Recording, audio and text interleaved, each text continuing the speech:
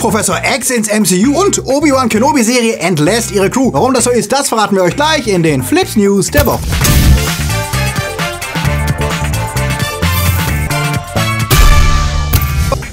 Hunger Games kriegt Prequel, neuer Captain America irritiert, Trump klaut bei Star Trek, Bambi wird zum Löwenkönig, was bringt die Switch Pro, Picard ist wieder da und der Gamer-Frühling wird traurig. FLIPPS wird im Januar unterstützt von unseren FLIPPS Guardians. Svafnirson, Sfrasot, Daniel Brück, Toni Barth, Sterntor 1, Serbi, Nanoska, Heimlicher.official, Dark System, Altair und wir, Silko Pillasch, Luca Kamens, Akoya, Anja Scholz, Daniel Schuh, JFK Faker, der Twarslöper und T-Unit CB. Ein großer Dank geht auch an unsere FLIPPS Junior Guardians. Vielen Dank für euren Support. Wenn dir unsere News gefallen, drück auf den Abo-Knopf und für News unter der Woche folgt uns auf Twitter, Facebook und Instagram.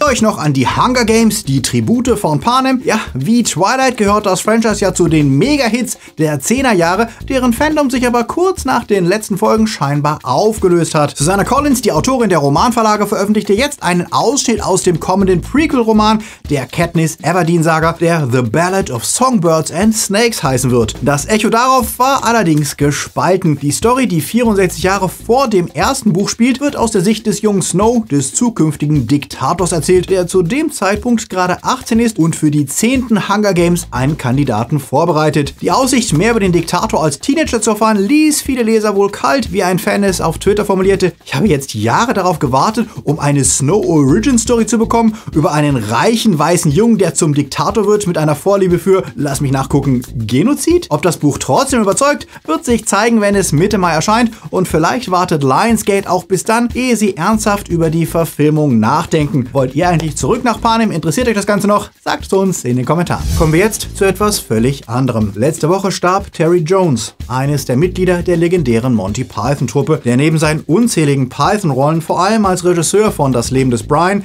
Der Sinn des Lebens und Eric der Wikinger unvergessen bleibt. Er schrieb obendrein zahlreiche Kinderbücher und Sachbücher über historische Themen. Jones litt schon seit mehreren Jahren an Demenz, an deren Folgen er letzte Woche im Alter von 77 Jahren starb. Seine Python-Kollegen Michael Palin, Tara Gilliam und John Cleese, mit denen er 2014 noch einige Reunion-Specials auf die Bühne brachte, zollten ihn in Interviews und auf Twitter Respekt. Jones ist damit der zweite Python, der nach Graham Chapman von uns gegangen ist.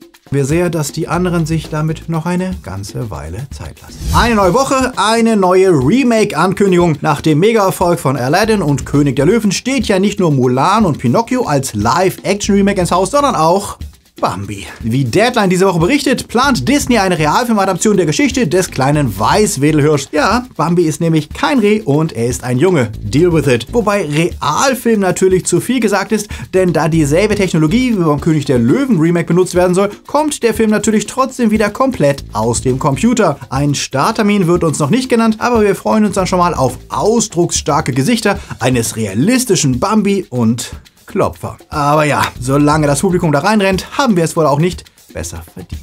Bond, keine Zeit zum Sterben, kam diese Woche mit einem neuen Gerücht, das Fans wohl entweder beglückt oder verstört. Denn angeblich wäre der Film 2 Stunden und 54 Minuten lang. Knappe 3 Stunden für einen Bond-Film? Okay, die Filme waren selten kurz. Ein Quantum Trost war mit 1 Stunde 47 der bisher kürzeste Film der Reihe. Aber 3 Stunden scheint selbst für den 25. Bond und den Abschied von Daniel Craig extrem lang zu sein. Bestätigt ist diese Laufzeit noch nicht, die auf geleakten Angaben osteuropäischer Niederlassungen Universals basiert. Aber nachdem ja jeder Popcorn-Film heute als episches Erlebnis vermarktet wird, scheint es auch nicht völlig ausgeschlossen zu sein, dass wir uns auf einen langen Kinoabend einstellen müssen. Na dann mal viel Martini zum Schütteln, Rühren oder Milchshakes machen mitbringen. Die Zusammenführung von Disney und Fox geht weiter. Letzte Woche haben wir berichtet, dass Disney sich vom Namen Fox trennt und die Studios als 20th Century Studios weiterführt und aus Fox Searchlight schlicht Searchlight Pictures macht. Der großartige Jojo Rabbit, zu dessen Deutschlandpremiere wir letzte Woche eingeladen waren und bei dem wir auch Taika Waititi kurz Hallo sagen konnten, ist ja der erste Film, der offiziell als Searchlight-Film bezeichnet wird, auch wenn er im Vorspann noch das alte Logo trägt. Und wenn der Name das einzige ist, was sich ändert, können wir auch hoffentlich noch zukünftig auf solche interessanten Nicht-Franchise-Filme hoffen. Doch was passiert mit den Franchise, die Fox besitzt? Avatar wird weitergehen, das steht fest. Kingsman bekommt mindestens noch einen Film. Unklar ist, wie es für Stirb langsam, Planet der Affen, Alien und Predator aussieht. Und auch die X-Men sehen wohl eher einem Reboot im MCU entgegen. Das legt zumindest eine Meldung von Digital Spy nahe, die berichteten, Patrick Stewart hätte während der Picard-Promotour auch kurz über seine Rolle als Professor X gesprochen und eine eventuelle Rückkehr der Figur. Stewart verriet darin, dass er schon vor Monaten mit Kevin Feige geredet habe und da wäre auch das Thema X-Men zur Sprache gekommen. Er würde die Rolle nochmal spielen, wenn es nicht Logan gäbe, sagte er. Denn der Film wäre für ihn und für Hugh Jackman der perfekte Abschied von den Figuren gewesen. Das hätten sie beide gespürt. Und damit bestätigte er nicht nur, dass wir seine Version von Professor X nicht wiedersehen werden, sondern wohl auch, dass Jackman nie mehr als Wolverine zu erleben ist. Was natürlich nicht ausschließt, dass James McAvoy für Marvel den Xavier weiterspielen könnte, aber gegenüber Yahoo zeigte auch der sich eher skeptisch. Er sah sich nicht sicher, dass die Themen der X-Men gut im Marvel-Universum funktionieren. Es gäbe ja nur eine Handvoll Avengers, aber Mutanten, das wären Tausende und es kämen ständig neue hinzu, was zu einer ziemlichen Veränderung des MCU führen würde. Kevin Feige war ja jahrelang sehr heiß auf die Lizenz an den X-Men und es scheint natürlich, dass er sie spätestens in Phase 5 ins MCU holen wird, aber im Moment sieht es wohl so aus, als blieben die bisherigen X-Men-Filme in ihrem eigenen filmischen Universum. Was haltet ihr davon? Wollt ihr die X-Men im MCU sehen? Und wenn ja, in welcher Form? In der alten oder in einer rebooteten Form? Lasst es uns wissen. Bleibt dran, denn gleich erfahrt ihr noch, warum die zweite Star Wars-Serie neben dem Mandalorian gerade in Schwierigkeiten steckt und warum es Ärger um Captain America gibt. Denn jetzt kommt die News zu Serien. Star Trek ist derzeit wieder in aller Munde, denn der gerade im Amtsenthebungsverfahren verstrickte US-Präsident enthüllte das Logo seiner United States Space Force, der Militärsektion, die sich zukünftig um die Sicherung des Weltraums kümmern soll. Und als wäre der Name nicht schon wie aus einer 60er-Jahre-Serie geklaut, das Logo war es ebenfalls, denn es sieht ziemlich genau aus wie das Star Trek-Logo, bis hin zu kleinen Details, was prompt zu bissigen Tweets von Star Trek-Stars wie George Takei und Robert Picardo führte, die sich fragten, ob es denn dafür Lizenzgebühren gäbe. Seriously, wenn CBS Viacom da nicht gegen vorgeht, sind sie selbst schuld. Und zu etwas Besserem. Seit Freitag läuft auf Amazon Prime Star Trek Picard und trotz den Gerüchten um Produktionsstress hinter den Kulissen durften Fans mit der ersten Folge zufrieden sein. Die bemühte sich sichtlich um Schulterschluss mit der klassischen Next Generation Serie und bot Fans Dutzende Referenzen auf das bekannte Trek Serien- und Filmuniversum. Das war natürlich eine Menge Fanservice, der im Rahmen der Story aber sogar plausibel erschien, wenn Picard aus dem selbstgewählten Ruhestand gerissen wird, als eine junge Frau nach einem Angriff bei ihm Hilfe sucht. Es macht Spaß, die alte Enterprise und Data wiederzusehen, auch wenn die Serie sich bemüht, neue Wege zu gehen und nicht nur die alten Recken für ein letztes Halali zusammenzutrommeln. Ob an den angeblichen Leaks aus dem Produktionsumfeld etwas dran ist, dass die Serie nach Folge 4 schlechter werden soll und dann eher den Weg von Discovery gehen wird, das können wir jetzt noch nicht sagen, aber wenn es so weitergeht wie in Folge 1, dann verspricht die Serie spannend zu bleiben und vielleicht findet sie ja die richtige Balance zwischen klassischen Kanon und den neuen Ideen und schafft das Wunder, die Prime und die Kelvin Timeline verschmelzen zu lassen. Wobei, das wäre dann die Amazon Prime Timeline? Nein.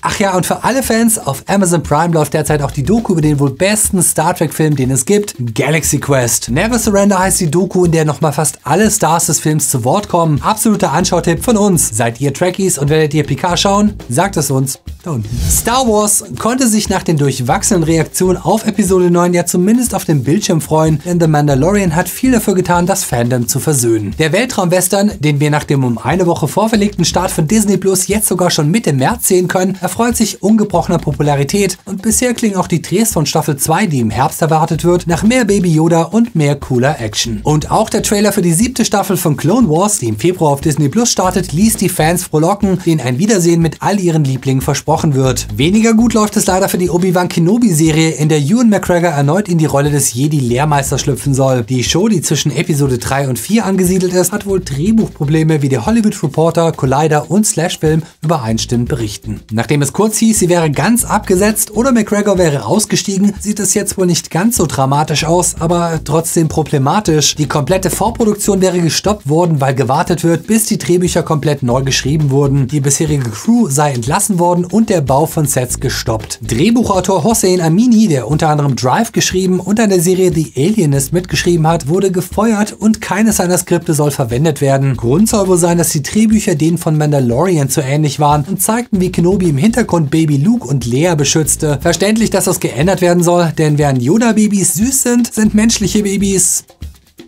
Lassen wir das. Oder ist er vielleicht gefeuert worden, weil er Jar Jar zurückbringen wollte? Regisseurin Deborah Chow, die bereits für Mandalorian gedreht hat, und McGregor sind wohl weiter an Bord. Gehofft wird, dass der neue Drehstart jetzt im Sommer eingehalten werden kann, wenn bis dahin eine komplett überarbeitete neue Storyline für die Serie konzipiert wurde. Wie es weitergeht, wir halten euch auf dem Laufenden.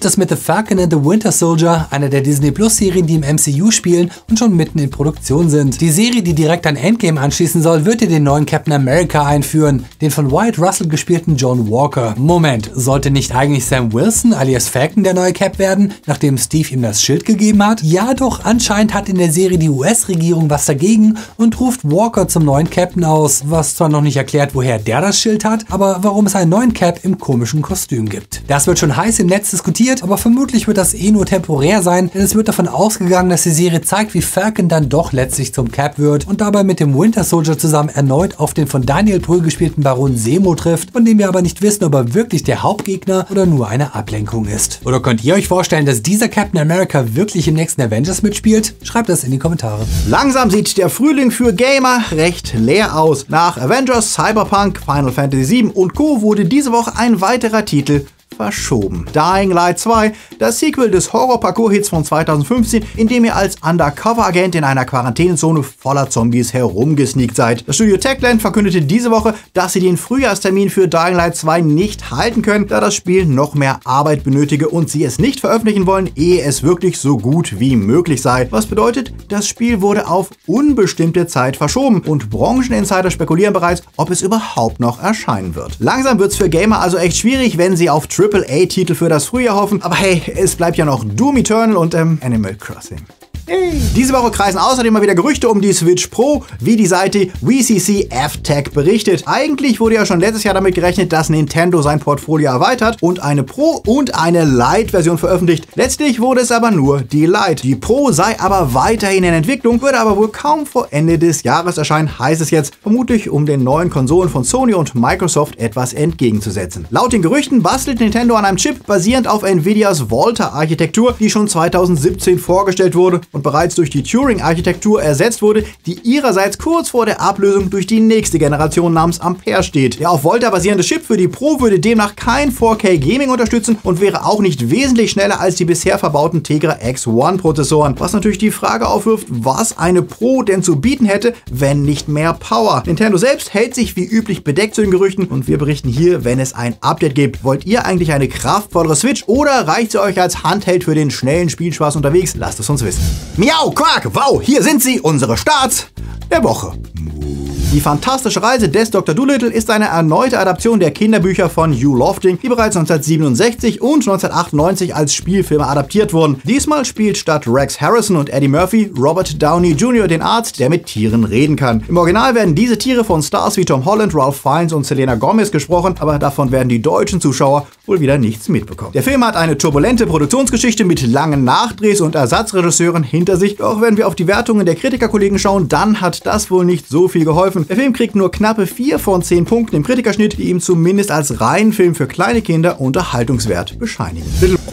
Eine Buchadaption und zwar des oft verfilmten Buchs gleichen Namens von Louisa May Alcott. Regie führte dabei Greta Gerwig, die mit Lady Bird ja bewiesen hat, was sie kann. Die Story um die 4 Töchter der March-Familie, die Mitte des 19. Jahrhunderts in Neuengland aufwachsen, unterstreicht die emanzipatorischen Aspekte des Buches und punktet vor allem durch die starke Besetzung mit Saoirse Ronan, Florence Pugh, Timothée Chalamet, Meryl Streep, Laura Dern und Elizabeth Scanlon. So stark und beeindruckend wie Lady Bird fand ich den Film leider trotzdem nicht, denn er wirkt vor allem in der ersten Hälfte sehr gehetzt, als habe er Angst, die modernen Zuschauer zu verlieren, wenn die Szenen sich nicht ständig überschlagen. Und die tief in christlicher Moral verwurzelte Story der Buchvorlage wirkt in der Inszenierung an einigen Stellen progressiver, als es die Vorlage hergibt. Und ja, Emma Watson wirkt leider einmal mehr eher fehlbesetzt und langweilig, so gerne ich sie auch mag. Von mir gibt es deswegen nur 6 Punkte für den Film. Die US-Kritik ist aber deutlich positiver gestimmt und gibt 8,5 Punkte für Little.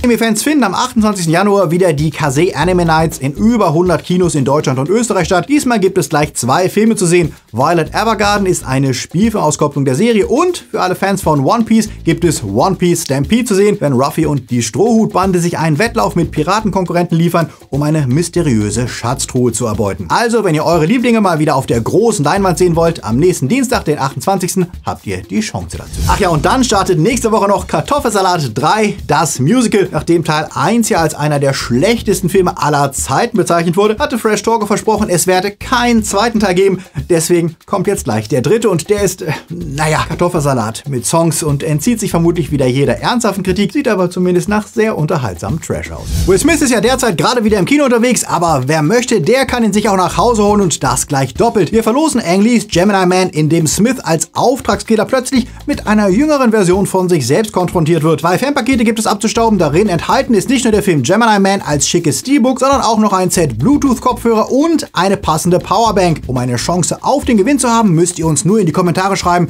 was ihr machen würdet, wenn ihr eine junge Version von euch selbst treffen würdet. Teilnahmeschluss ist wie immer in einer Woche und die Gewinnspielregeln findet ihr unten verlinkt. Ich wünsche euch viel Glück. In der Beschreibung findet ihr natürlich auch unsere Social-Media-Links, wenn ihr unter der Woche täglich News zu Filmen, Serien und Games wollt. Wir freuen uns, wenn ihr uns dort stalkt und auf Instagram sind wir auch für Grüße und Fragen erreichbar. Außerdem checkt unser Video von Freitag aus, in dem wir verraten, was ihr wissen solltet, ehe ihr mit der neuen Picard-Serie loslegt. Es ist Januar, die Einnahmen sind im Keller und wir brauchen euren Support. Durch Teilen, Weiterempfehlen, Werbung nicht überspringen oder ein kleines einmaliges Trinkgeld per PayPal. Oder ihr fördert uns regelmäßig auf Patreon, so wie die coolen Time Lords, deren Namen ihr hier seht. Sie sind FLIPPS-Supporter, genauso wie die Guardians, Junior Guardians, Patroni und Padawans und sie machen Flips mit möglich. Wenn ihr euren Beitrag leisten wollt, dass wir weiterhin Flips machen können, klickt euch auf Patreon. Und alle, die schon dabei sind, danke. Wir sehen uns im Discord Hangout. Wir freuen uns auf euch nächste Woche. Bis dahin haltet durch, der Januar ist bald vorbei. Genießt gute Filme, Serien, Games und seid nett zu anderen, auch wenn ihr sie nur online trefft. Bis dann, läuft!